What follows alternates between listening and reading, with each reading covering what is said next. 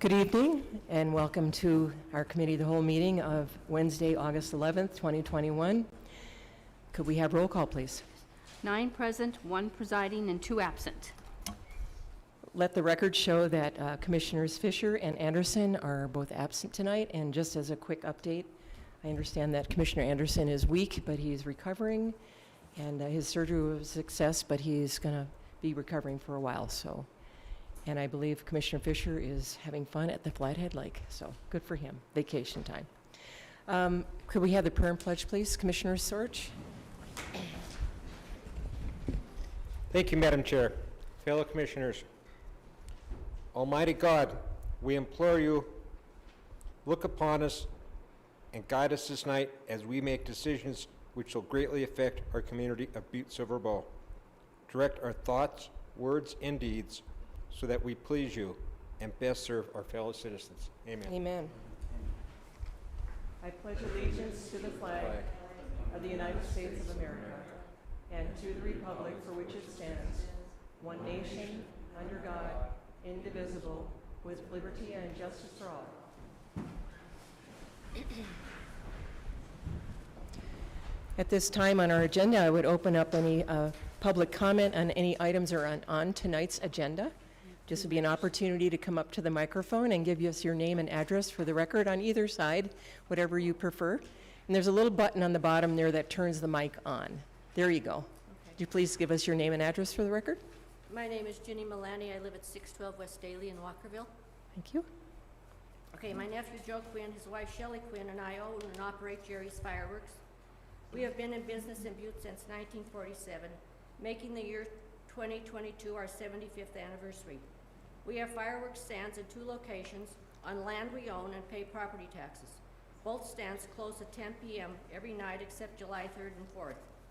Jerry's Fireworks employs 11 people, school teachers, students, single ladies, and retirees, all who count on extra income. Butte is a working man's town, and many of our customers don't have the means to go to a cabin or the lake to celebrate the July 4th. These people save money all year so they can celebrate with fireworks at their family gathering in Butte. We hear this story time and time again. The working man built this town, and someone who comes here for less than a year should not attempt to change our traditions. People come from all over to celebrate the 3rd and 4th of July in Butte. I live in Walkerville, and I spoke with John Reese, the mayor. He said he has never had a single complaint about fireworks in our city. People love the traditions of Butte, and those who are new to the area should not try to change what makes us a close, family-oriented community. Taking the time to read our letter and upholding one of the traditions that makes Butte the great city that it is. That's it. Thank you, Ginny. Any other comments from the public on any item on tonight's agenda? My name is Jason Neely, and I will be speaking against the firework as well. I have never met Angela Helvey. She seems like a decent person, but she is afraid of fireworks. She is afraid of her pets. She is afraid to be here today. She is afraid someone in Butte will kill her. Angela has a lot of fear, but what are the facts? Independence Day is an American tradition for over 200 years, and fireworks, which were used when the Declaration of Independence was signed on July 4th, 1776, have been a human tradition of celebration for over 1,000 years. Not just a Butte tradition or an American tradition, but a human one. Our ancestors fought, killed, and died to win our independence from Britain and become the United States of America. Since then, our citizens have killed and died defending our country throughout history, from the Civil War, the Trail of Tears, the First World War, the defeat of Hitler and the Nazis, to recent wars in the Middle East. Angela says that fireworks remind her of what it must feel like to be in a war. I say that is the point. But enough of opinions. How about some facts? We live in a dangerous world. That is fact. Fireworks kill 8 Americans every year. Lightning kills 49 Americans a year. Riding a bicycle kills over 800 Americans a year, and over 3,000 Americans die from swimming every year. Are we going to mandate every citizen carry a lightning rod, make bicycles illegal, or say that no citizen can swim in lakes, pools, or rivers? I do not speak for the police or Sheriff Lester, but here in Butte, crime is on the rise. Robbery, assault, murder. And Butte Police Force is doing a good job at keeping the crime rate in Butte lower than that of the rest of the state. But for how long? They have a finite amount of resources and supplies, and time is a valuable resource to most police officers. I know as a citizen of Butte, I would rather have the police working on solving violent and severe crimes than chasing down some people lighting off fireworks.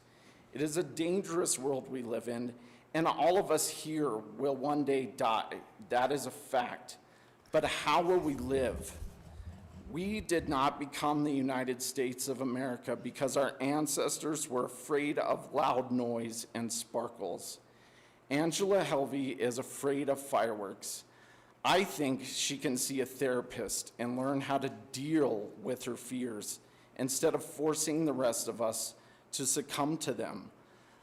For there are much worse things in Butte than loud noises and sparkles. We, the citizens, have to prioritize our resources, our problems, if we are going to see a better future. Freedom isn't free. For our ancestors, this meant they had to kill and die for their freedom. If all we have to do now is endure 10 days of loud noise from folks having fun with their friends and families, that is a sacrifice I will gladly make. I would say one last thing for the council to ponder on. When everything is illegal, we are all criminals. Thank you for your time. Thank you. Are there any further comments on any items on tonight's agenda? Would you please just give us your name and address for the record? Thank you.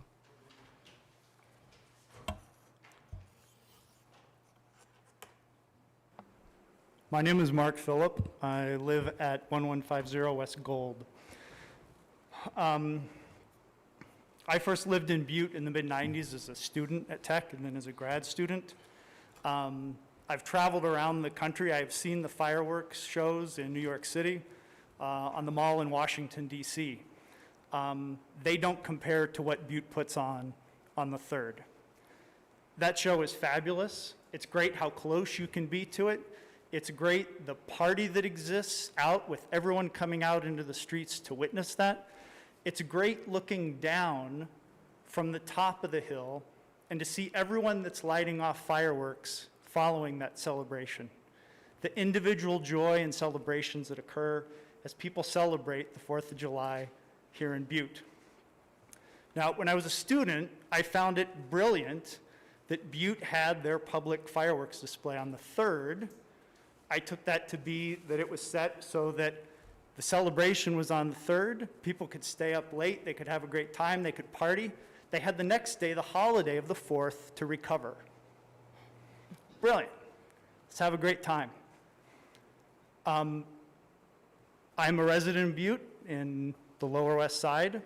I have always enjoyed the fireworks. This past year, to me, was of a level more than I have experienced previously in terms of being kept up on the night of the 4th. I appreciate everyone's right to set off fireworks, but when I'm being woken up by people the block above who are lighting off what I would describe as mortars, which are there not just for the light show effect, but for a deep reverberating boom similar to a cannon that is waking me up out of my peaceful sleep, I have an issue with that. There's a balance that needs to be struck between the rights of the people to celebrate and the right of peaceful people to have a good night's sleep. Now, I went up and spoke to those people lighting off fireworks. I asked them kindly as a neighbor hey, you've had an hour now to celebrate. Could you please, call it a night? My family is trying to sleep. We have to work in the next morning. They refused. I was last woken up at 12:55. This wasn't a continuous level or barrage. They'd light something off every 5 to 10 minutes, enough so that you got back to sleep and then were startled awake out of your sleep by this noise. I do not want to stop people celebrating. I think the night of the 3rd, when the town celebrates, is an appropriate time for people to be up late and to know that that will be occurring.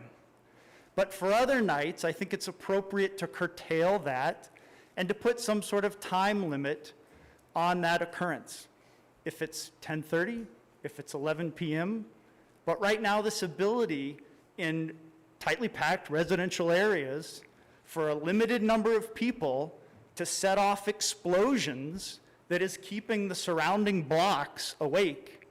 No one else was out on their porches watching these people, the street above me, set off their fireworks. It was one house that was sitting out, people drinking, and keeping everyone else awake.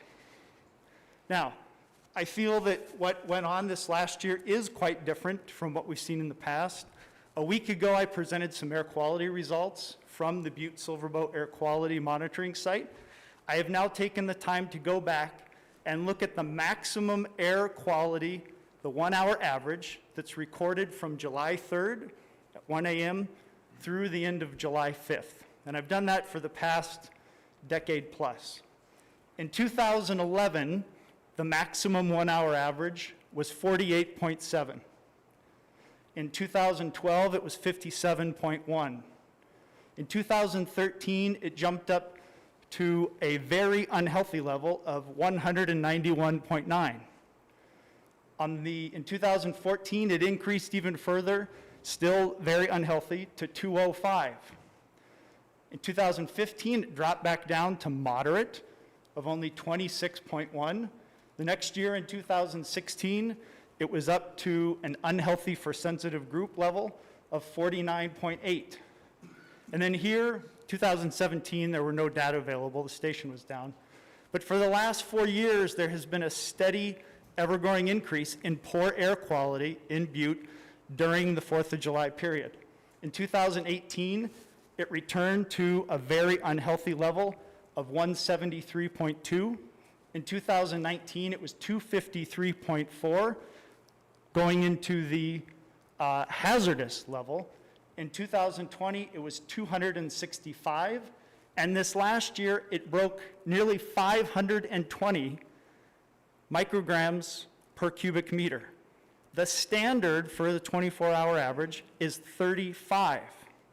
This last 4th, that standard, the 24-hour average, was exceeded by about 70%. Instead of the 35, we had a 24-hour average of nearly 60.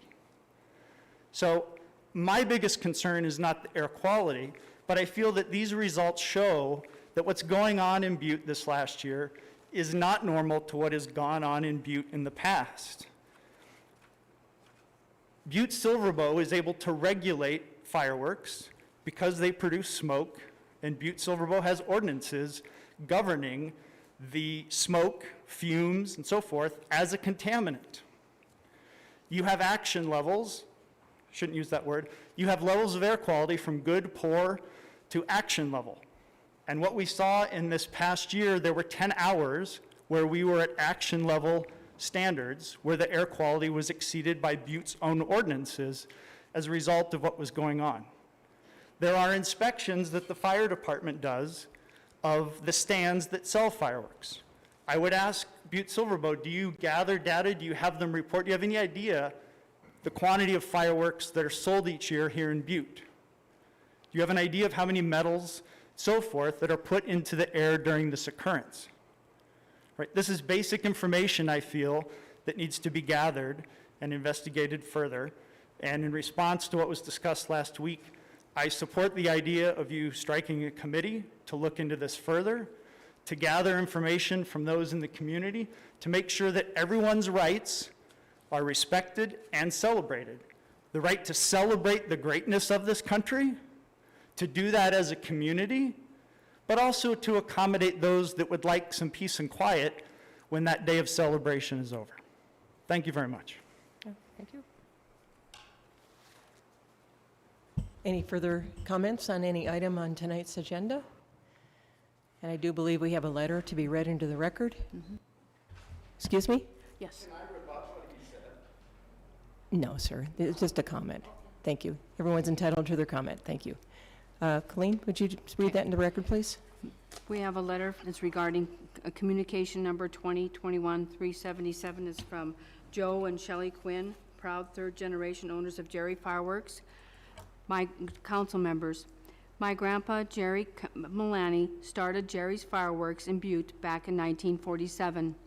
I have sold fireworks and set up stands for my aunt, Jenny Mullaney, for the past 35-plus years.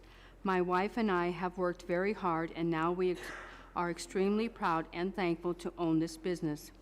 Butte has always been a city of diverse, hard-working people who play hard and appreciate celebrating family and traditions. This year, on the 3rd of July, I drove through Uptown Butte, going to our stand at the Walkerville Park. I saw families, neighbors, and many groups of people barbecuing, playing cornhole, eating, drinking, and celebrating our Independence holiday. This celebration spans all socio-economic levels, from the rich to the not-so-rich. It was a breath of fresh air for me after the pandemic and all of the craziness that we have all been through.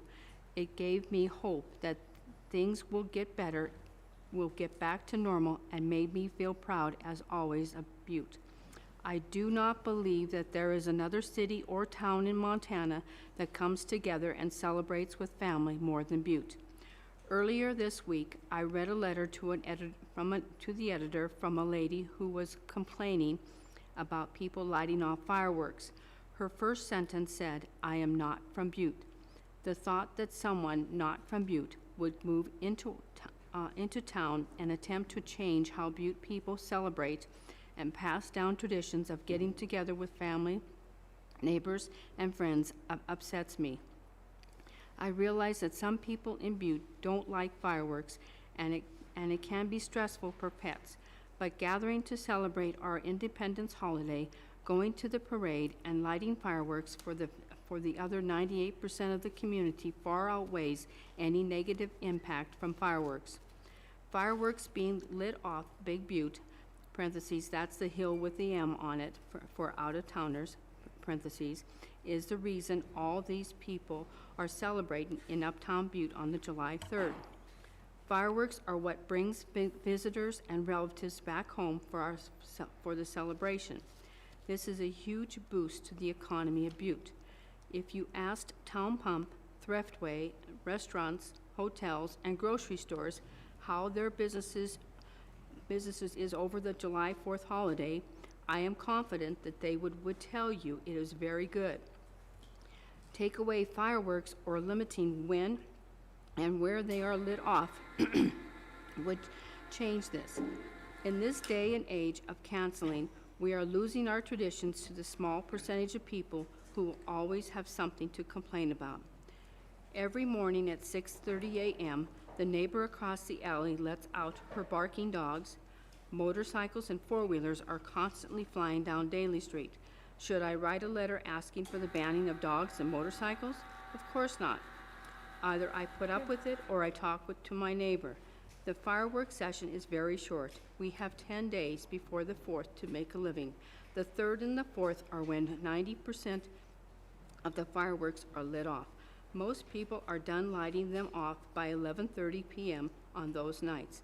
Saying fireworks are being let off all night long for 10 days is simply not true. Sure, some people might go a little long, just like some people let barking dogs out at 6:30 a.m. Again, the benefits to the Butte economy and the benefit of families, friends, and neighbors getting together celebrating far outweighs a stressed-out pet. My dog gets stressed out as well. I get him a thunder coat, turn on the radio and a fan, and put him in the bedroom. Final point is making changes to fireworks sales after being in a pandemic for the last 2 years is absurd. People have been cooped up and stressed out during the pandemic. People are ready to get out and celebrate. Making changes now based on the last 2 years is not using realistic data. Please don't allow the squeaky wheel to have a voice over the majority of people and the businesses in Butte. Thank you for taking the time to read our letter and hear our voice. Joe and Shelley Quinn. Thank you, Colleen. Is that the last letter to be read in record? Okay, thank you. Okay, report of the chair. Well, I'm just glad to be back in the saddle. And there's really nothing to report at the moment, and we do have a pretty big slate of things to do tonight. So we will go forward onto section 1, bid openings, public hearings, and/or presentations. Item 1 is a public hearing, communication number 2021-285. Danette Gleason, Finance and Budget Director, requesting Council of Commissioners to refer the fiscal year 2022 preliminary budget to the Finance and Budget Committee for the July 7th, 2021 Finance and Budget Committee meeting. Ms. Gleason. Madam Chair, Commissioners, for the record, Danette Gleason, the Finance and Budget Director. Earlier this evening, I passed out 2 handouts to each commissioner. The first one is a summary of the final amendments to be approved as part of the budget this year. On this amendment sheet is a change in our golf course revenue, as well as the supplies for the golf course. We've seen significant amount of concession revenue out there in the clubhouse area, so we are proposing this change. We kind of waited and held off till this last minute trying to determine if how we'd be operating the clubhouse. Right now, going forward, it's looking like we're operating the concession sales, so we're increasing the budget at this point. We've also added some change to the STEP grant, just based on the amount that has been used and allocated in last year's budget. Similar, the same thing with the health department grants that you see. The more significant changes tonight relate to our tax increment districts and economic development districts. So in the Ramsey-Tiffin, just based on their evaluation, we're making changes to the budget in their project funds, in the construction process fund, as well as making changes to add some revenue that we'll be receiving, the local government will receive from the Port of Montana as part of the rail spur project. When we developed the budgets for these districts, we were very conservative in our estimates of what the taxable values were going to come in at for many reasons. One being that it's a reappraisal year, and 2, it was a legislative session that we always find or often find that some changes that can occur in the tax increment districts, but also on the personal property tax side, which weighs heavily in the Ramsey-Tiffin district. So those changes to the Ramsey-Tiffin district, again, are pretty much just solely based on the valuations. There's one line item in there that we've changed and increased on the project budget. Normally, we would leave these funds in the reserve fund. That is the $3 million adjustment, and we've put that into a project budget because June 30th, 2022, this Tiffin district will be sunsetting, so we're appropriating all funds.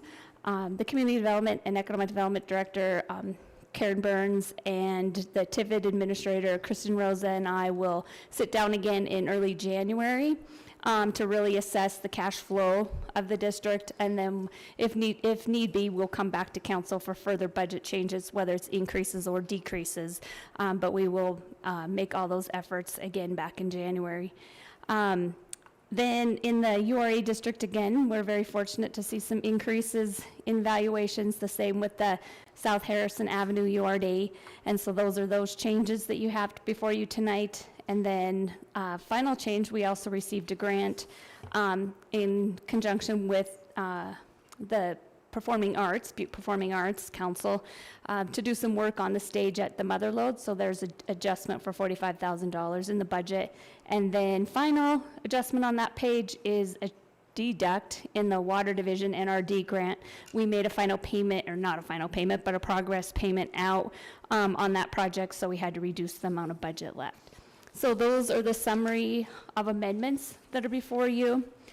Also handed out was the final resource and requirement schedule. This is a requirement that we show you that every fund of the local government is in balance. If you look down the total requirements column, it matches the total resource column as well. Just want to report that there's no changes in the tax-supported funds from last week. We will still be levying 400 mills. The reserves will be projected at 18.75%. The total budget is around 141.8 mils with all the amendments, or 141.8 million with all the amendments that have been distributed to you throughout the budget process. Again, we're looking at a decrease of $20.25 per $100,000 value in residential properties. And property tax revenue rate remains about 53% of the appropriations. I also need to report to you that all the levied funds are within the mill levy caps provided under 1510-420 of Montana Code annotated. So that's it. Thank you, Director Gleason. Are there any questions for Danette from the council floor? Okay. Seeing none, I will open the public hearing. At this time, I would ask for any proponents. Second call for proponents. Third and final call for proponents.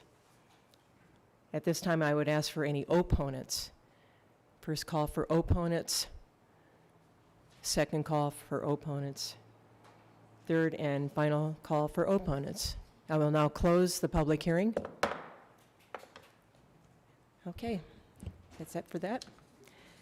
We move on to Section 2, Communications. Item 1, Communication Number 2021-131. Ed Lester, Butte-Silver Sheriff, requesting Council of Commissioners concurrence and authorization for the Chief Executive to sign the Memorandum of Understanding between Butte-Silver and the Southwest Montana Drug Task Force. I conferred with Sheriff Lester this morning, and he continues to hold this in abeyance, trying to hammer out details of the MOU. And he will report back to us in a couple weeks, so we'll hold that in abeyance. Item 2, Communication Number 2021-278. John Sorge, Butte-Silver Commissioner, District 4, requesting Council of Commissioners to request the Chief Executive, J.P. Gallagher, to invite the different entities that receive funding from Butte-Silver to provide their yearly update of their group's function and what the BSB tax dollars are used for. We will continue to hold this in Commissioner Sorge. Thank you, Madam Chair. We started having that happen last week. I think our chief executive has sent out the letter, and I think they're starting to get some responses back from some of the different folks. So I think I would probably make the motion now to Place on file. place this on file. So it's, We have a motion to place Communication Number 2021-278 on file. Is there anything on the question? All right, would everyone please vote? Would anyone care to change their vote? Would the clerk please record the vote? We're missing Sean here. There we go. Thank you. 10 yea, 0 nay. Motion passes. Thank you, John. Next on the list here is item 3, Communication Number 2021-299. Tristan Thomas, residing in Butte, Montana, requesting Council of Commissioners to authorize Tristan Thomas to purchase the following property located at 2422 Pine Street, Butte, Montana, 59701. We are holding that in advance for a survey, I believe, County Attorney Joyce, and we will just continue to hold that until that survey has been completed, and then we can take it from there. And item 4, Communication 2021-335, Michael and Kelly Ann Hoven, 241 William Street, Walkerville, requesting Council of Commissioners authorization to purchase vacant land currently owned by Butte-Silver. The land we are hoping to acquire includes a 1.06 acre parcel and a segment of another 10-acre tract. Again, this one is being held in advance for a survey to be completed, so we will continue to hold that in the Committee of the Whole. Item 5, Communication Number 2021-346, Walter Richter, 1238 Grizzly Trail, Butte, Montana, requesting Council of Commissioners authorization to purchase the Butte-Silverboat property described a portion of the Peterson Placer lying south of the former NPRR right-of-way, Section 20, Township 3 North, Range 8 West, Assessor Number 0001702-800. And that is, I believe land sales met today, but we won't be getting any kind of response from them until next week on that one. We'll hold that in abeyance.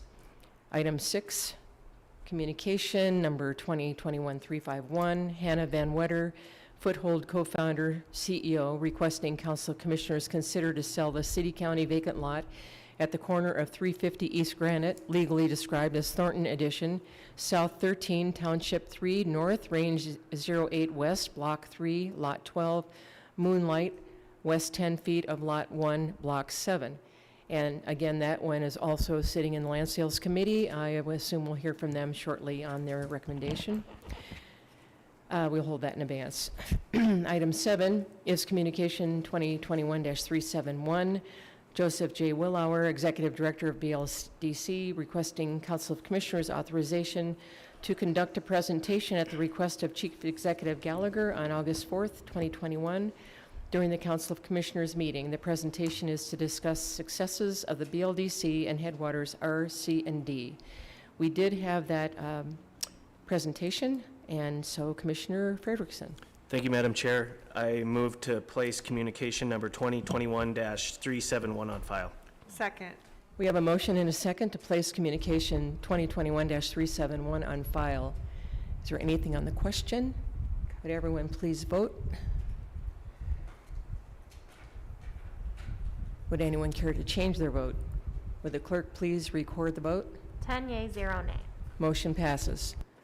Item 8, communication number 2021-373, Dory Scrukrud, Project Manager, requesting Council of Commissioners schedule a bid opening during the Commissioners meeting on August 18th, 2021 for the Silverboat Creek Greenway Cattle Bridge, Greenway Service District, contract number 2G21-01. We will hold that in abeyance until that bid opening on August 18th.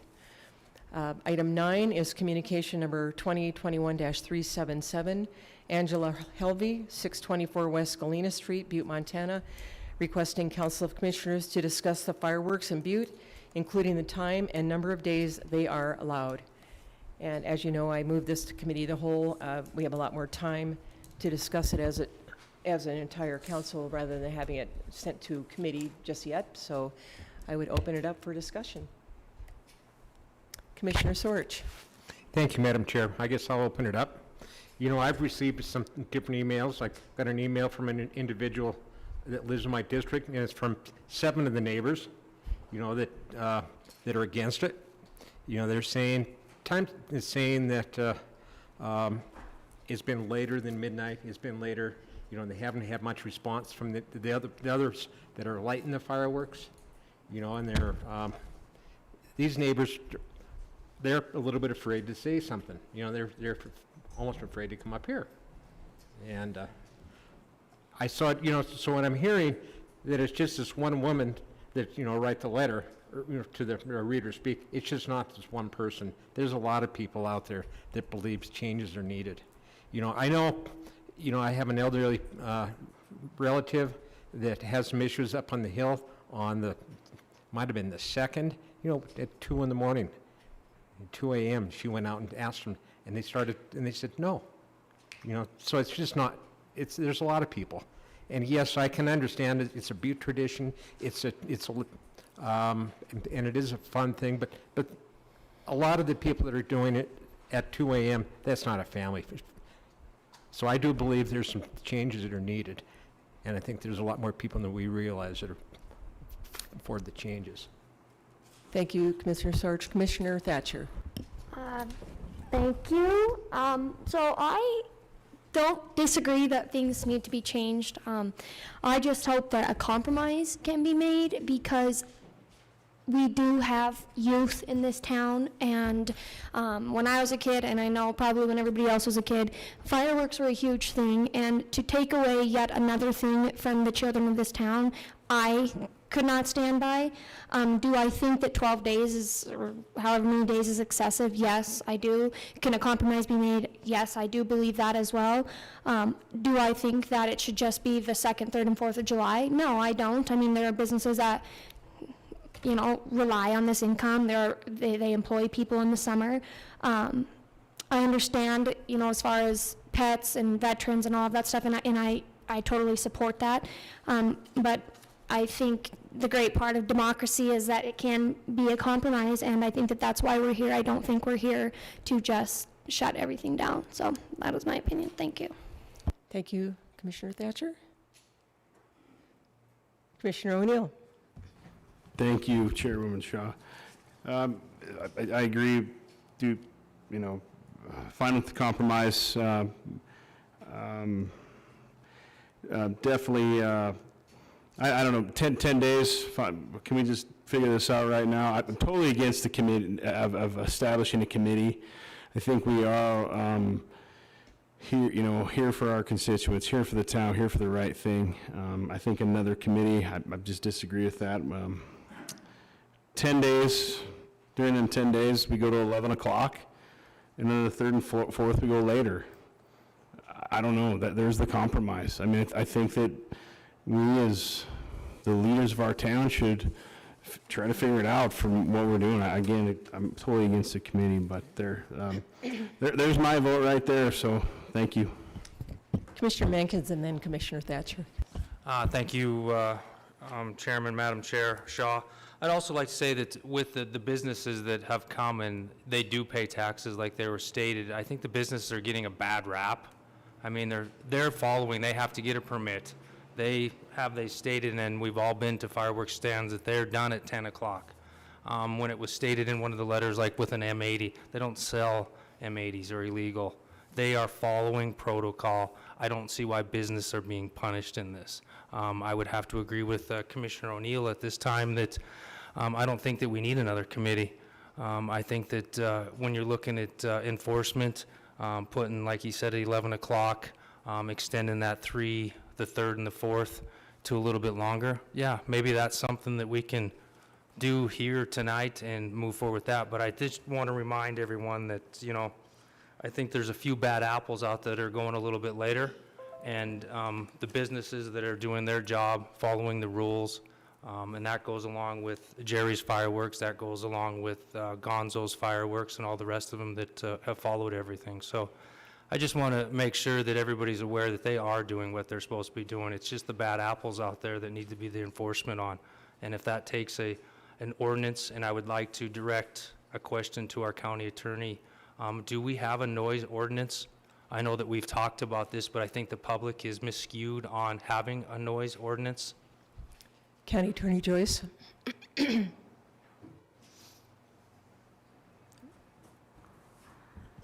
Madam Chair, Commissioner Mankins, no, we do not have a noise ordinance. We had a long discussion about it several years ago. Did quite a bit of research on it and determined that communities that have them don't really enforce them. They're kind of related to decibel levels. We do have a state law for a crime called disorderly conduct that includes making loud or unusual noises. And that's essentially what we utilize. And during the time that the noise ordinance was under discussion, we did amend our open container law so that between the hours of 2 and 8 a.m. you can't have an open container. That was part of the compromise at that time. Follow up, Eric, or? And so is that something, I mean, that's kind of like the open container law that states that you can only have alcohol from 8 a.m. until, or cannot have it from 8 a.m. until 2, or how does that even work? I don't remember. 2 a.m. to 8 in the a.m. Yeah. It's been a while. I've been married a little bit too long, I guess. County Attorney Joyce. You can't have an open container between the hours of 2 a.m. and 8 a.m. So that would be the same kind of with the precedence that Commissioner O'Neill is trying to say, that you can't light fireworks off from 11 p.m. until I guess, 8 a.m. the following morning, I guess. So I would have to say that I would be in favor of not having a committee set up for this evening and moving forward with this, because I think that Commissioner Thatcher's made a good point with our youth, and we've all experienced, and Butte is what it is. Butte is Butte. Makes us very unique. Thank you. Commissioner Thatcher. Thank you. I'd also just like to say on the record that we cannot possess an attitude that these damn outsiders that keep coming in are outsiders. That obviously does not allow us to grow in the ways in which we wish to grow. So I would like that attitude, obviously not towards anybody here, don't take that offense. But to the people of Butte, we also have to recognize that in order for Butte to become better and bigger, we have to be willing to accept the opinions of others, whether we see the same or not, and that includes Ms. Helvey. So that was the first point. The second point I'd like to, or question I guess, would be enforcement. So I see Sheriff Lester here. I'm wondering if he could maybe touch on, is it feasible to be able to enforce, 11 o'clock or how that works? Thank you. Sheriff Lester. Thank you, Commissioner Thatcher. My take on the restrictions for fireworks is pretty much the only way that we can restrict the lighting of fireworks is the time they're sold, because if you sell them on the 24th, people are going to light them on the 24th. So if you, I'm not suggesting whether you do or don't limit the days or reduce the days they're sale, that's not up to me. That's the only effective way I think we can enforce the time frame. As far as the noise ordinance goes, it's very difficult to enforce the noise ordinance, because if an open container, and we don't generally enforce open containers in residential areas, if somebody's in their yard at 2 o'clock in the morning, by and large we don't bother that person unless there's some kind of a disturbance. The idea behind the open container ordinance was there was a lot of bedlam going on between 2 and 8 a.m. outside of some of the bars in the uptown area. The bars were closed, but they would sell a bunch of booze to the people who were outside on a night like tonight, and then the next day we'd have people thrown through windows and urinating in the stairways, and so that's how we got to the open container ordinance, and we enforced that pretty rigorously at the start, and now we really don't see any of those issues anymore. The trouble with the open container ordinance is if you see somebody with an open container, you can say, hey, it's 4 o'clock in the morning and you got an open container, we're going to write you a citation. If somebody lights a bottle rocket at 4 o'clock in the morning, you hear it, you drive over there, there's not a lot of people that are going to say, yep, that was me. So it's hard for us to determine who lit the fireworks, who, if that's the case. So time limit is a problem in my mind to enforce, because if it's midnight, at 12:30 that we have a disturbance. Now what we usually do, and how we've done it for the last 32 years, is if it's a late, if it's the 3rd and 4th are kind of off the books, we can't really do much about any of that. That's from, sun up to probably sun up the next day, basically. But what we can do is we generally, as we get those calls, we drive up to the call and say, listen, it's midnight, it's time to put the fireworks away. If you continue to light fireworks, we're going to charge you with disorderly conduct, because that's the statute the county attorney referred to as far as loud and unusual noises. And that generally will shut down the party and say, go inside and stop lighting fireworks, go have a couple of beers or whatever. That'll usually stop that, and we can move to the next fireworks complaint as we go. But say we did that, and they came out and lit fireworks at 1 or 2 o'clock in the morning and went back in the house, it's almost impossible for us to catch that person and determine who did it. So that's my only caution, is it's hard to enforce it if you can't prove who actually committed the offense. And that could be a problem if it was something like that, because we'd have to basically witness the person doing it, or I guess you could stretch it to say, hey, if there was kids, your parents are responsible for their actions. But that's hard for us to pinpoint who did it. It'd be like the open container ordinance. If somebody called and said, hey, there's 10 people walking down the street with open containers, and they all just threw their open containers down the street, and we pull up, nobody's got an open container, but we know somebody did because there's glass and bottles and whatever all over. Well, we can't enforce it. So that's kind of the enforcement angle that causes us the most problem. We basically have to witness this, and then we can write the citation. But in my mind, the only thing that limits the days that fireworks are lit and probably takes some of the heartache away is to limit the days, you know, not maybe 10 days, but 5 days or 6 days or whatever you folks decide. But that's the most effective thing, because once they're out, if you sell them on the 24th, that's when we start getting the complaints, is on the 24th. You know, and we get a few around New Year's Eve too. And we'll get a couple throughout the summer, no matter what day it is. But by and large, the biggest problems are from the 24th of June until about the 6th, 7th, 8th of July, and then pretty much everybody's out of fireworks. And money. Any other comments? So, Not sure if that helped or hurt, Yeah. but that's my take. thank you. Commissioner Reardon? Thank you, Madam Chair. Thanks, Ed. I've been sitting here listening to the comments made. I think there's a lot of great ideas.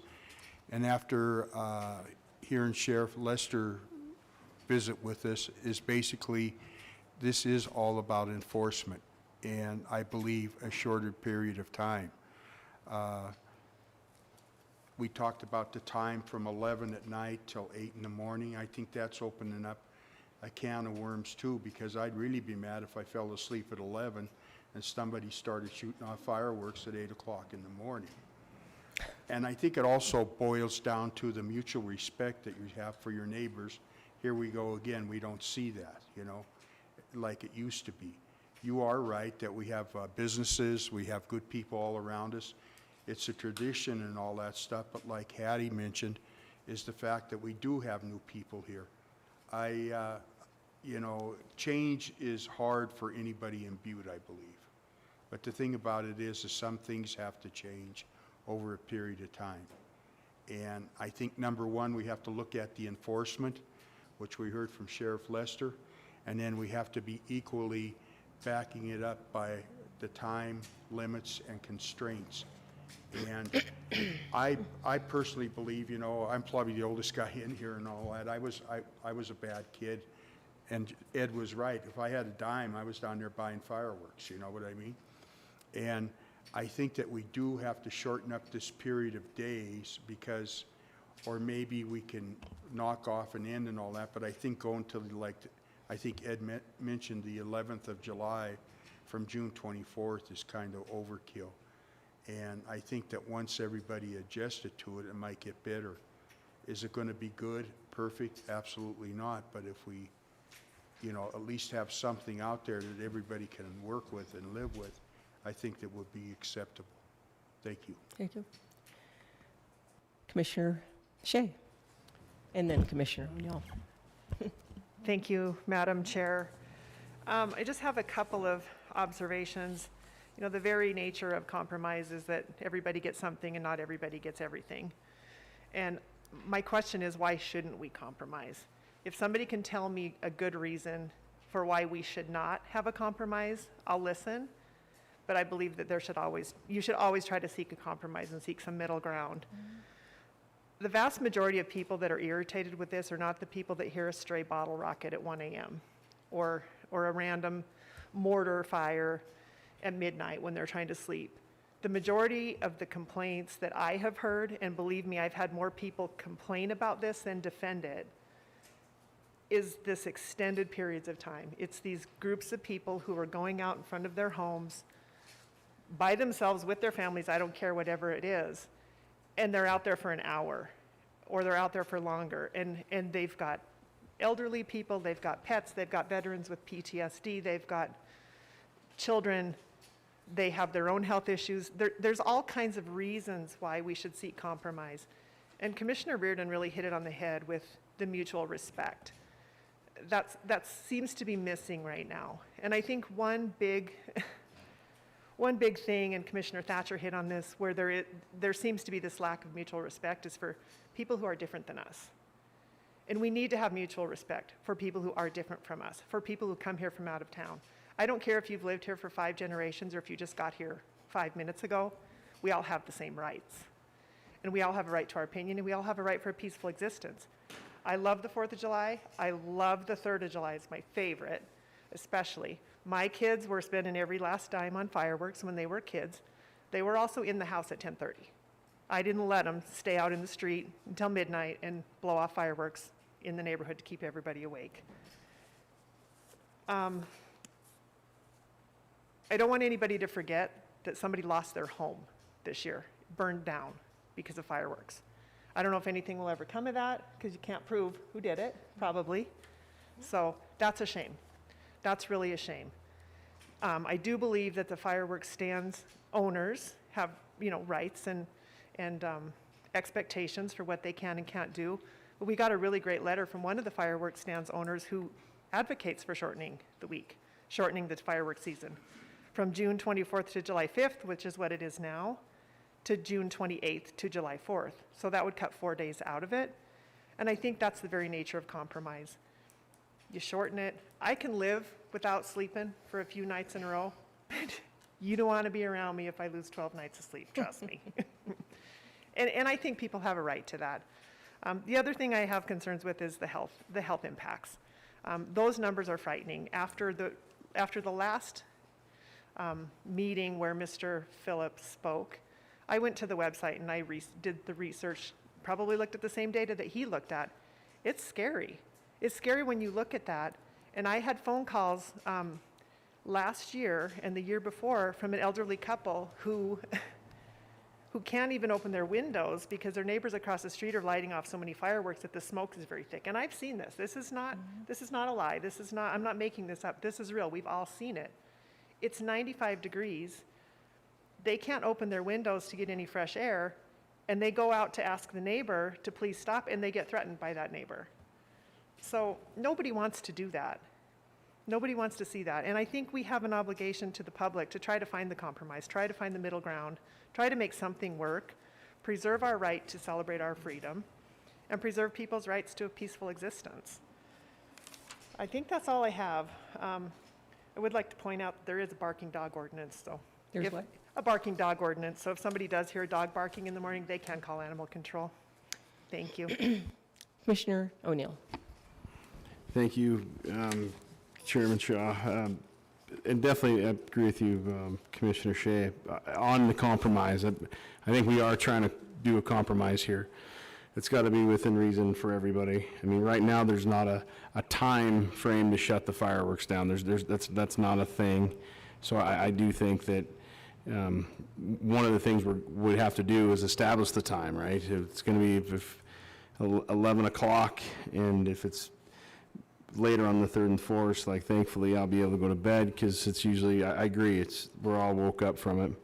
But the enforcement side of it is the issue too. I mean, the amount of police officers we do have in the county versus all the other things they are doing on that during them times. So it's not gonna be perfect.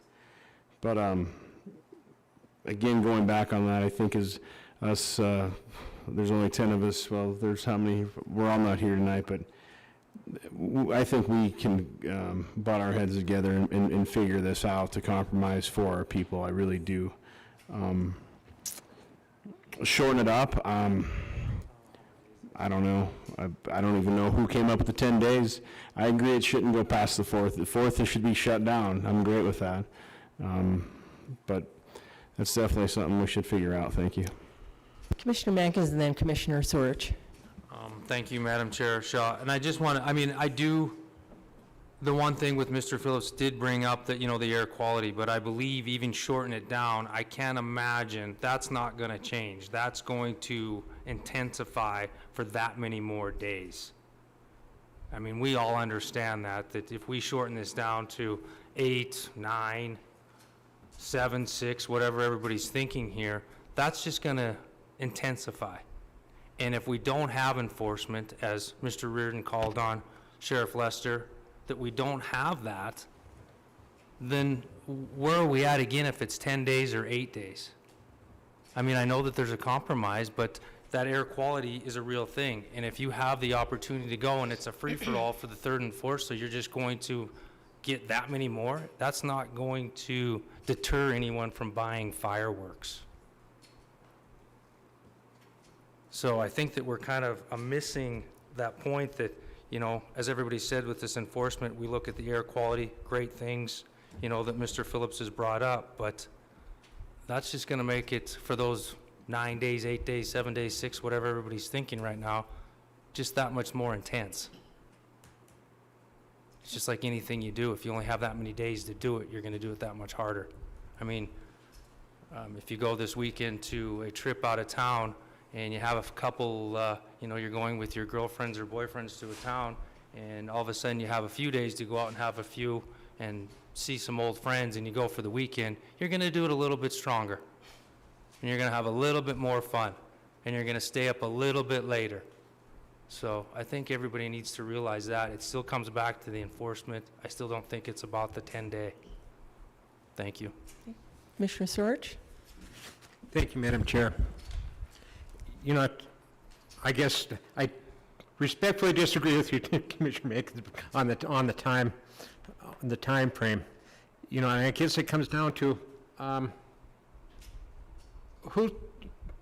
everybody has their rights. First off, I want to say yes, we got to find a compromise. You know, but you know, whose rights are more important? Is it the people, their rights that are blowing off the fireworks, celebrating, or the person that has this ill that expects peace and quiet? Who should have the more important rights? You know, so that's the $1 million question. Okay, so I guess that's where we're trying to find the fireworks. I honestly believe if we go from a 10-day to a 5-day, you know, to a yes, it is celebration. We're celebrating our country's birthday, but you know, do we celebrate Christmas for 10 days? Do we celebrate anything else for 10 days? You know, do we? And that's my question. I'm all for cutting it down, maybe 5 days.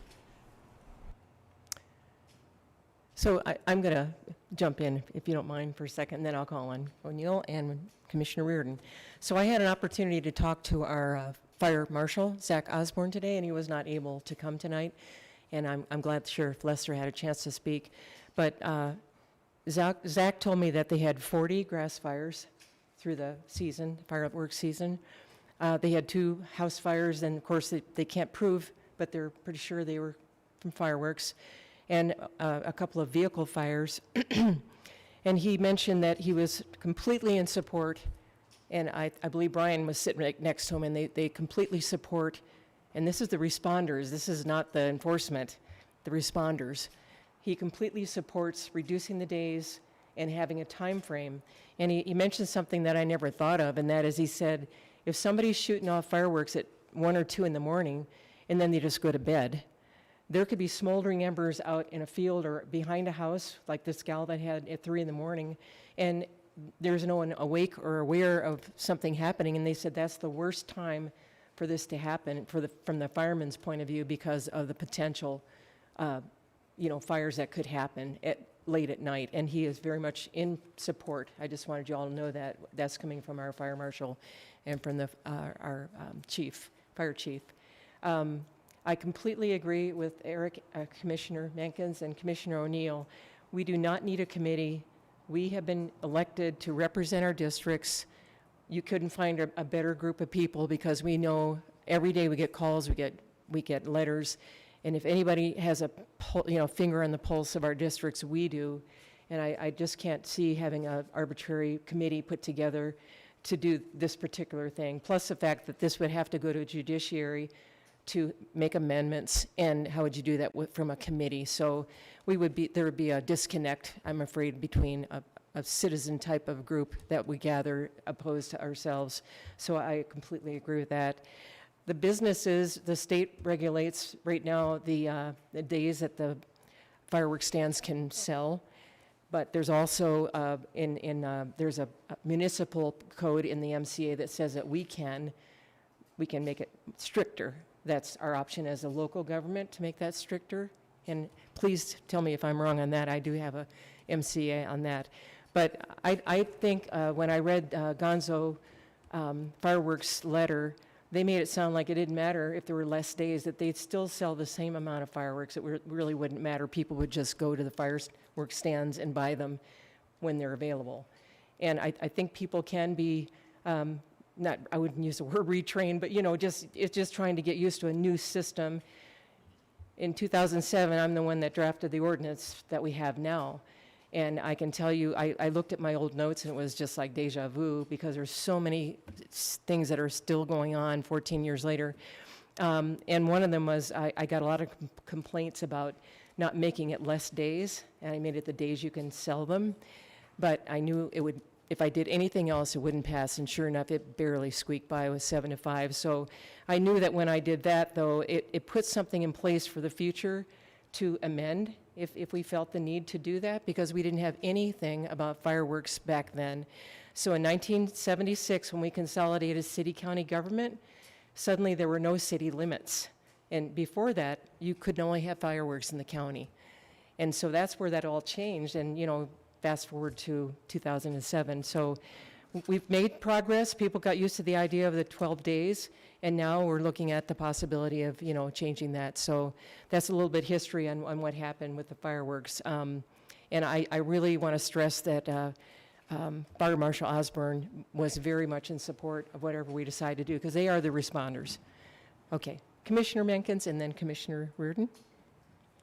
Oh, I'm sorry. Was it? Oh, excuse me, your compadre, Commissioner O'Neill. And then Commissioner Reardon is next. Oh, thank you, Madam Chair. Hey, one thing I do want to, as far as the air quality, one thing we're not hitting either is that there's a forest fire. The whole state of Montana is burning. So that has to do something with our air quality, right? I mean, come on. I do agree that it probably was a little out of hand this year after everybody being, caved inside for COVID, yada, yada. But I still believe that may make I don't know, there's got to be something on that, okay? Also on again, we are coming to a compromise on figuring out, we're giving it a time, we're trying to shorten the time down, and then giving times down for the 3rd and the 4th. And then we're even stopping it. Remember, if on the 10-day thing, that it's the 5th, but do they sell them on the 5th? Can somebody? So then if we take that away, they cut down the price. Gotcha. They're on sale, literally. Dang, that's a good idea. I'm sorry, but I guess what I'm saying is that we could cut that out, cut that 5th day off, right? That's the 10 days. That's part of the 10-day. So, in essence, there's our compromise, right? So because I don't want to hear them on the 5th either. But so, thank you. Okay. Commissioner Reardon. Anybody else? Thank you, Madam Chair. I got a couple questions. I'm new at this still, I guess, or you never fully educated. Is this something that we have to discuss in entirety tonight? I think going around and all that, I think maybe we should have some categories. Tell me if I'm off base about how many days we're going to have and the changes, and then look at that as a group. Obviously, there's going to be some discrepancies on days. There's going to be some discrepancies on time. And then also when the cutoff is, when the time is. They seem like they're the 3 major things that we have to deal with. And I think Rome wasn't built in a day. Maybe we can get back and talk about this in another week or so, and then discuss the categories that we have and go around. Commissioner Callahan has this, Commissioner Matkin has this, and then we come to a compromise and go through it with the time, go through it with the days, go through it with the cutoff periods, and then that pretty much is the end of the story. We have to honor, number one, our public safety with these fireworks, especially with the forecast of this drought scenario that we have coming up and all that. But I think tonight might be, and you correct me if I'm wrong, I'll stay here till midnight or whatever, is the fact that basically I think it'd give some people some thought and all that basically category, time, and number of days, and then I think we'd be cooking, with everybody's input on it. Thank you. Commissioner Sorch, I'm just going to make a comment on that. So I looked at tonight, and this is just my opinion, and I will ask you to indulge me here. My opinion is that tonight was kind of the send-off, the first step on discussing this. I believe Fire Marshal Osborne could come to our next meeting and give us a little more of a formal, dialogue on this.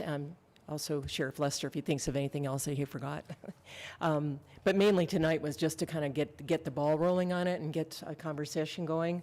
I've gotten a lot of good feedback from all of you, so we could, 4th of July is until next year.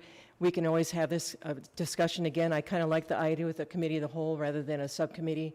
We'll eventually send it to Judiciary to do the drafting of an ordinance change. But if you don't mind, we could probably just continue to hold it till the next committee of the whole meeting. But that's just my thoughts. And Commissioner Sorch, did you have a comment? Thank you, Madam Chair. I guess, if we really want to hear what the people of Butte say, well, why can't we hold a public hearing? Could we do that? County Attorney Joyce, could you comment on that? Because I think there's some protocol for public hearings, but other than a comment period. County Attorney Joyce.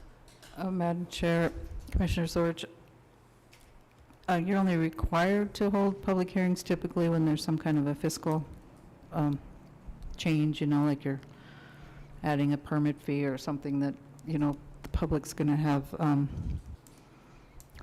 some kind of a, I guess, a consequence to their pocketbooks. But, there isn't a prohibition about holding a public hearing on a matter that you think is of significant public interest. Okay. Any further comment, Commissioner Sorge? Commissioner Mankin? So I know that, Madam Chair Shaw, that thank you for bringing up a few points when you were saying that when you drafted this, that there was days and we thought about different counties of what was going on. So for County Attorney Joyce throughout the state, what are some of the days, seeing that so many people are so worried about what other people are doing right now? So for instance, what does Gallatin Valley do? How many days do they allow to sell fireworks? County Attorney Joyce. Madam Chair, Commissioner Mankins, I don't know if other cities or counties have different regulations, but the time frame that is in our current ordinance does come from state law. So there is a provision in state law that sets forth the time frames for the sale of fireworks between June 24th and July 5th and December 29th through December 31st. So right now we're consistent with state law. Thank you with that. Is there any way of finding that out, if this is going to be an extended meeting with all of the counties, and how many days that each one of them are, how many days that they're allowed to sell? And one more follow-up. I just want to remember, I believe in everything that the Fire Chief Doherty and Fire Marshal Osborne does. The public safety is very important, but we all have to remember, if Fire Marshal Osborne or Chief Doherty wanted to shut down the fireworks, they can do it now. Like, there's no more. I know in the past that Chief Miller shut it down 11 years ago. I'd like to refer to Commissioner Reardon, seeing that he stated that he's the elder on this committee. So if there is some kind of danger, that they can do it immediately, if people are so worried about that, with the fires and the dryness and the forest fires. So they do a great job, and if it needed to be shut down, they would have shut it down again this year. So I respect everything that they do. Thank you. Commissioner Sorge. Thank you, Madam Chair. I just kind of want to respond to Commissioner Mankins. I did do a little bit of research on some of this, what these other communities are doing. Butte-Silver is very lax compared to the other major cities. Most of them are like the 4th and 5th or the 1st, and they all vary. They're all, every one of them is different. But Butte-Silver is following state law almost to the T, versus a lot of the other communities, the ones that I've seen, where they kind of tweaked it to meet their own needs. But Butte-Silver is following the state law to almost like verbatim. So it is lax compared to a lot of the other ones, other communities. Commissioner Fortune? So I guess for my district, I've only had people against like changing the ordinance, and I guess out where I live, it's probably not as loud.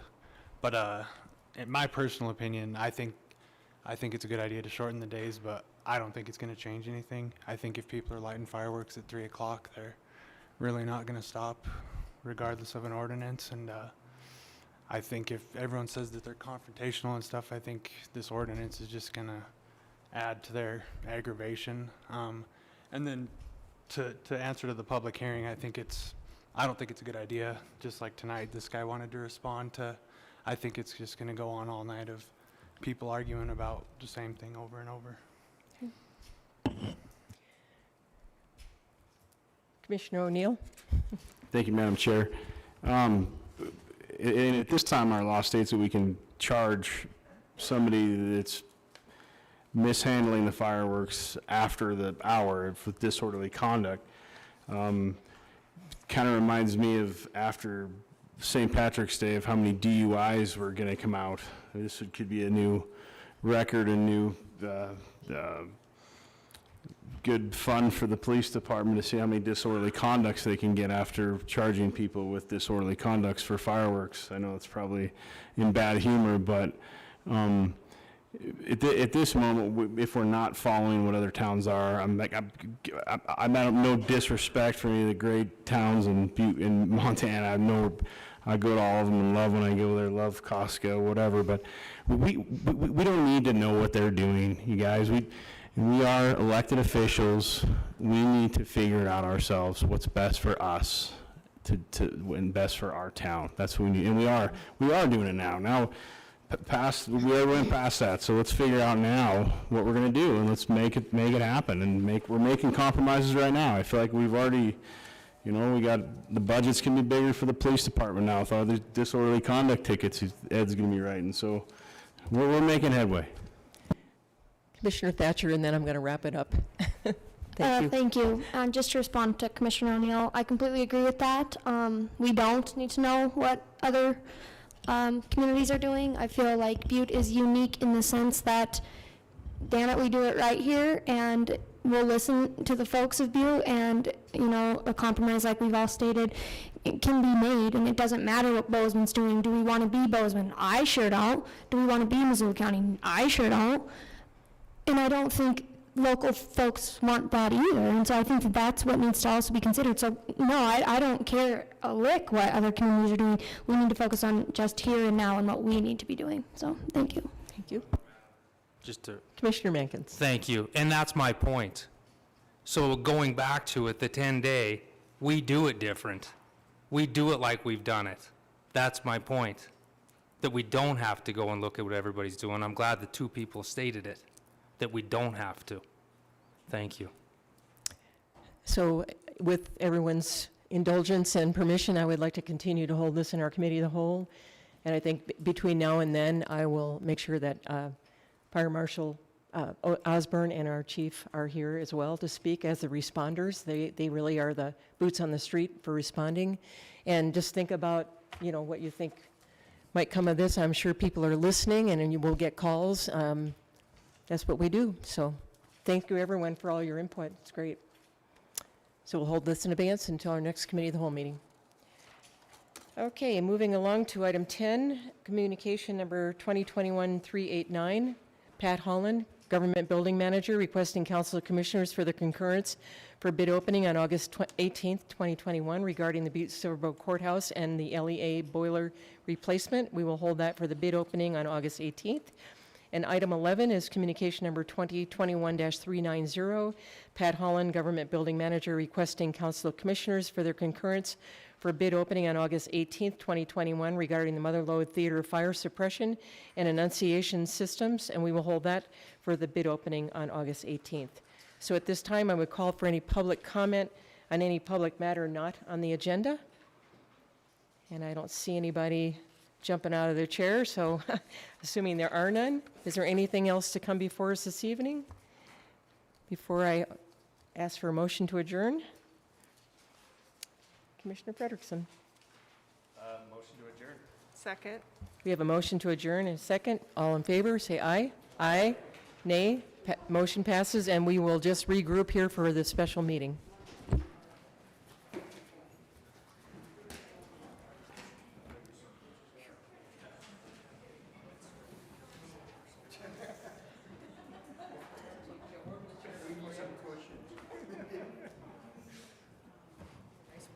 I was gonna say, I need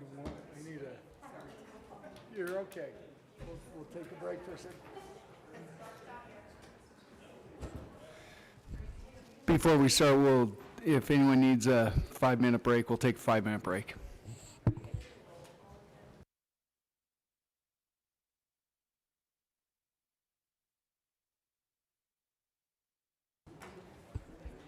Commissioners, please check in for the special meeting.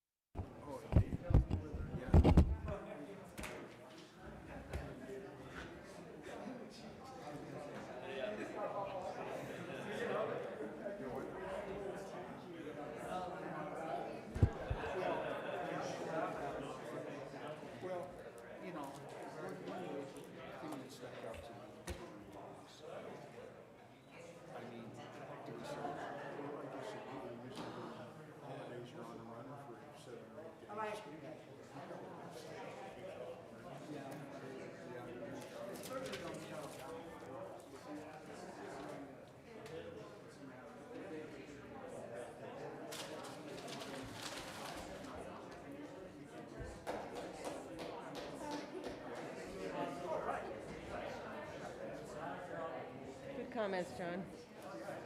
You know, I mean, we can't just wrap it up tonight. We need to all get on the same page.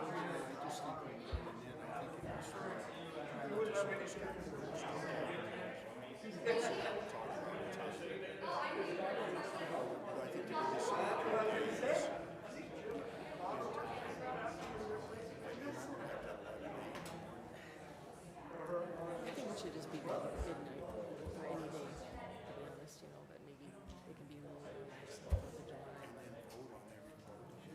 Because, I mean, that must be on 4th of July, so, and that was at 3 in the morning.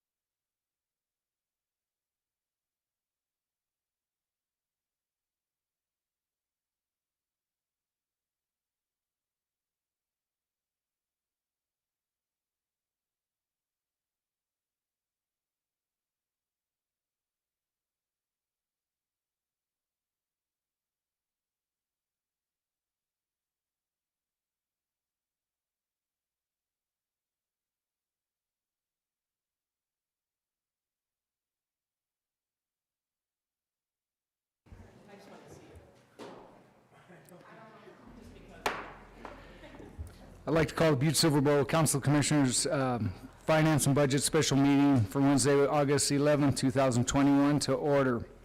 Clerk, could we please have roll call? 10 present and 2 absent. 10 present, 2 absent. Please note again that Commissioner Anderson and Commissioner Fisher are absent from the special meeting tonight. We'll forego the prayer and the pledge because we already did that tonight. And I'll open it up for any public comment on any item on the agenda. Seeing none, we will go and I will call for the special meeting. J.P. Gallagher, Chief Executive, calling for a special meeting of the Butte-Silver Council of Commissioners for Wednesday, August 11, 2021, immediately following the Committee of the Whole meeting in the Council Chambers, Room 312. And we'll move to Section 1, Communications. Number 1, Communication Number 2021-392, J.P. Gallagher, Chief Executive, to adopt the fiscal year 2022 budget priorities and initiatives. Commissioner Shaw. Thank you, Mr. Chief Executive. At this time, I move to approve and to adopt the item 2021-392, our fiscal year 2022 budget priorities and initiatives. Second. We have a motion and a second to adopt the communication number 2021-392. Anything on the question? Commissioner Shea.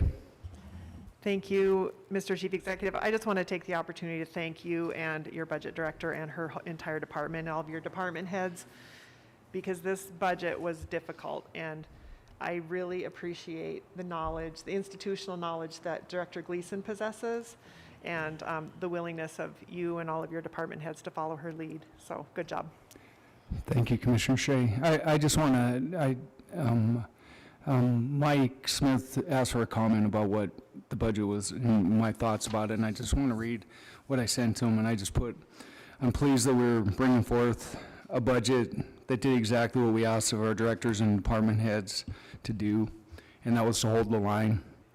We were able to invest in the future for our community and continue to provide essential services while addressing immediate long-term needs of Butte-Silver.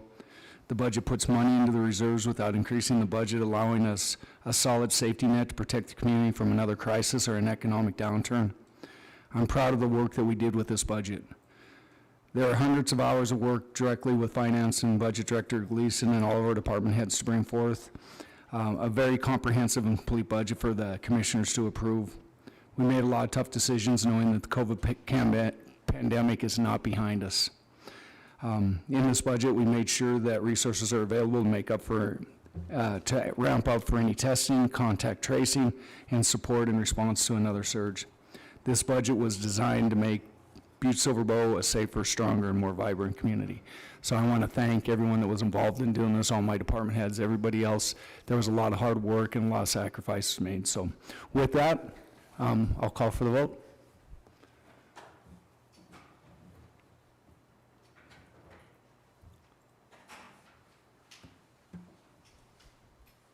And would anyone like to change their vote?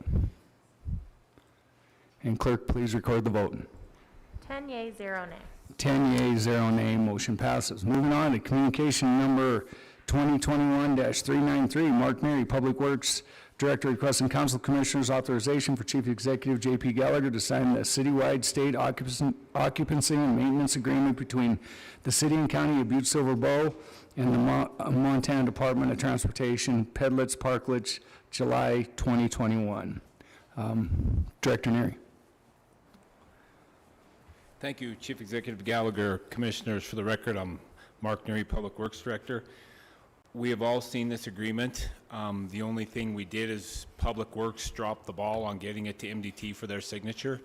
And the only reason we called for the special meeting is we have an applicant that actually put in for a parklet on Park Street, and they couldn't move forward without the chief's signature on this agreement. So that's the only reason that we called for the special meeting rather than waiting another week to hold them up even further. So I'm open for any questions that anybody has. Any questions of Director Neary? Commissioner Mankins. I just want to thank you, Chief Executive Gallagher and Director Neary. I just want to say thanks for being compromising in that case for that particular incident to make that go forward at a faster pace. So thank you. Thank you, Director Mankins. Any other questions for Director Neary? Seeing none, Commissioner Shaw. Thank you, Mr. Chief Executive. At this time, I move to approve Communication 2021-393 and place this on file. Second. We have a motion and a second to approve and place on file communication number 2021-393. Anything on the question? Could commissioners please vote? And would anyone like to change their vote? Clerk, please record the vote. 10 yea, 0 nay. 10 yeas, 0 nay, motion passes. Okay, Commissioner Shaw. A little out of the ordinary, but I was going to ask, I don't know that I placed the adopting the fiscal year 2022 budget on file, and I can't recall if I did or not, but if I didn't, please make note that I am placing that on file. Thank you. Thank you, Commissioner Shaw. All right, moving on to Section 2, resolutions and ordinances to be read and acted upon. First resolution, number 2021-26. Clerk, could you please? Do we need to suspend the rules? Or, okay. Oh. So we need to suspend the rules to pass without going to judiciary. Oh, okay. It should have said suspension of the rules. Yeah. That's okay. Okay, we're going to pass them, so we're going to need to do a suspension of the rules. Commissioner Shaw. Thank you, Mr. Chief Executive. I move for the suspension of the rules for the purpose of passing, and I can just name all of them, is that correct? Passing resolutions 2021-26, 2021-27, 2021-28, 2021-29, 2021-30, and 2021-31, by waiving subsection 7 of Rule 36 of the Rules and Order of Business of the Council of Commissioners, thereby having it considered for advanced passage without reference to the Judiciary Committee. Second. We have a motion and a second to suspend the rules.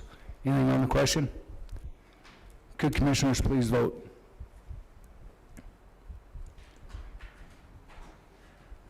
Clerk, please record the vote. Oh, would anyone like to change their vote? I should say first, and then clerk, please record the vote. 10 yea, 0 nay. 10 yeas, 0 nay, motion passes. Moving back to Section 2, resolutions and ordinances to be read and acted upon. Number 1, resolution number 2021-26. And clerk, could you please read the caption? Resolution 2021-26, a resolution adopting the final budget of the City, County of Butte-Silver, State of Montana for the fiscal year 2021 and setting levies for fiscal year 2022 based on the value of a meal of $72,995 city county-wide, $63,370 urban services, and $72,374 for the suburban services, and declaring that all protests against said budget have been heard and disposed of, declaring that said budget contains a correct statement of the amount to be appropriated for each of the funds of the City and County of Butte-Silver for the fiscal year beginning on the first day of July 2021 and ending on the 30th day of June 2022, as fixed in said budget passed on the 11th day of August 2021 and providing for an effective date herein. Commissioner Shaw. Thank you, Mr. Chief Executive. I move to place Council Resolution 2021-26 on final reading and passed, having been deemed fully read at length. Second. We have a motion and a second. Anything on the question? Could commissioners please vote? Would anyone like to change their vote? Clerk, please record the vote. 10 yea, 0 nay. 10 yea, 0 nay, motion passes. Moving on to resolution number 2021-27. Clerk, please read the caption. Resolution number 2021-27. Resolution fixing the rates and services charges for fiscal year 2022 against the property from which solid waste is to be collected and removed from each individual dwelling collection unit for the purpose of defraying the cost and expenses of collecting and removing said solid waste, levying and establishing a landfill facility access fee for the fiscal year 2022 against the property from which solid waste is to be disposed of for each individual disposable unit for the purpose of defraying the cost and expenses of maintaining and operating said solid waste disposal facility and establishing a fee schedule and providing for an effective date herein. Commissioner Shaw. Thank you, Mr. Chief Executive. I move to place Council Resolution 2021-27 on final reading and passed, having been deemed fully read at length. Second. We have a motion and a second on resolution number 2021 on final reading. Anything on the question? Could commissioners please vote? Would anyone like to change their vote? And clerk, please record the vote. 10 yeas, 0 nay. 10 yeas, 0 nay, motion passes. Moving on to resolution number 2021-28. Clerk, please read the caption. Resolution number 2128, a resolution fixing and establishing Metro storm water utility rates and service charges for the operation, maintenance, and capital improvements of the Metro storm sewer system by the city and county of Butte-Silver, Montana for the fiscal year 2022 and providing for an effective date herein. Commissioner Shaw. I move to place 2021-28 on final reading and passed, having been deemed fully read at length. Second. We have a motion and a second on resolution number 2021-28 on final reading. Anything on the question? Could commissioners please vote? Would anyone like to change their vote? Clerk, please record the vote. 10 yeas, 0 nay. 10 yeas, 0 nay, motion passes. Moving on to resolution number 2021-29. Clerk, please read the caption. Resolution number 2021-29, a resolution fixing and establishing Metro sewer rates and service charges for the operation, maintenance, and capital improvements of the Metro sewer sanitary and storm sewer system and for the operation, maintenance, and capital improvement of the Metro sewer treatment plant by the city, county of Butte-Silver, Montana for the fiscal year 2022 and providing for an effective date herein. Commissioner Shaw. Thank you, Mr. Chief Executive. I move to place Resolution 2021-29 on final reading and passed, having been deemed fully read at length. Second. We have a motion and a second passing resolution number 2021-29 on final reading. Anything on the question? Could commissioners please vote? Would anyone like to change their vote? Clerk, please record the vote. 10 yeas, 0 nay. 10 yeas, 0 nay, motion passes. Moving on to resolution number 2021-30. Clerk, please read the caption. Resolution number 2021-30, a resolution setting levies for the city, county of Butte-Silver and various special districts for fiscal year 2022 based on the value of a mill, $72,995 city county-wide, $63,370 urban services, and $72,374 for suburban services and providing for an effective date herein. Commissioner Shaw. I move to place Resolution 2021-30 on final reading and passed, having been deemed fully read at length. Second. We have a motion and a second on resolution number 2021-30 on final reading. Anything on the question? Could commissioners please vote? Clerk, please record the vote. 10 yeas, 0 nay. 10 yeas, 0 nay, motion passes. Moving on to resolution number 2021-31. Clerk, please read the caption. Resolution number 2021-31, a resolution fixing the tax levy for the Wise River Fire District, State of Montana, at a rate which will raise the amount set out for the final budget as the amount necessary to be raised by tax levy for the fiscal year 2022 and providing for an effective date herein. Commissioner Shaw. Thank you, Mr. Chief Executive. I move to place Resolution 2021-31 on final reading and passed, having been deemed fully read at length. Second. We have a motion and a second on resolution number 2021-31 pass on final reading. Anything on the question? Could commissioners please vote? And would anyone like to change their vote? Clerk, please record the vote. 10 yeas, 0 nay. 10 yeas, 0 nay. Thank you all for all your hard work, and now we'll take a motion to adjourn. I move to adjourn. We have a motion and a second. All in favor, say aye. Aye. All opposed? We are adjourned. Thank you, everyone, for all of your hard work.